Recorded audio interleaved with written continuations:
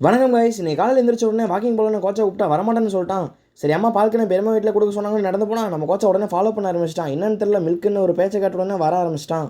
அப்புறம் அதெல்லாம் கொடுத்து முடிச்சுட்டு வர வழியில் வேப்பங்குச்சி ஒடிச்சு பல்ல வலிக்கிட்டு ரெடியாக ஆகிட்டேன். இன்னைக்கு அக்காவுக்கு மாமாவுக்கு மோதிரம் போடுறாங்க. அதனால் மாப்பிள்ளை வீட்டிலேருந்து எல்லாரும் வந்திருந்தாங்க. அவங்களெல்லாம் வரவேற்றுட்டு கடைசி நம்ம மாமா என்ட்ரி கொடுத்தாரு. அவர்கிட்ட ஒரு அட்டண்டன்ஸை போட்டு நிச்சயதார்த்தம் பார்த்து முடிச்சுட்டு மேலாக்கு ஒரு ஒர்க் இருக்குதுன்னு சொன்னான். சரி அவளை கொண்டு போய் பஸ் ஸ்டாண்டில் விட்டுட்டு ஈவினிங் போல் ரிசப்ஷனுக்கு நானும் அப்பா அப்புறம் என் தம்பி 3 கிளம்பி மண்டபத்துக்கு போயிட்டோம்.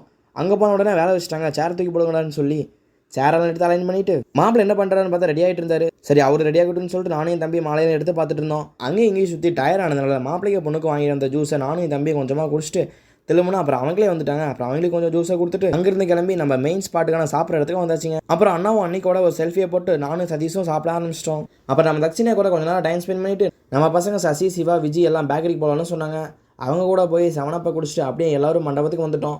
மண்டபத்துக்கு வந்து நலுங்கு வைக்கிற ஃபங்க்ஷனாக வேடிக்கை பார்த்துட்டு இருந்தோம். ஸோ இன்றைக்கான விலாக்ஸ் முடிஞ்சது கைஸ். நெக்ஸ்ட் புதிய விலாக் சந்திப்போம். பாய்.